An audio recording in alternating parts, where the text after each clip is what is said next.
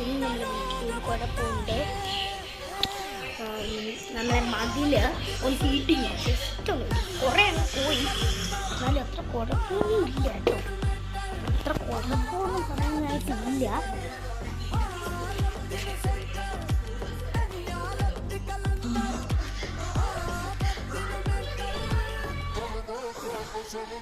നമുക്ക് അങ്ങോട്ടൊന്ന് പോയി നോക്കാം.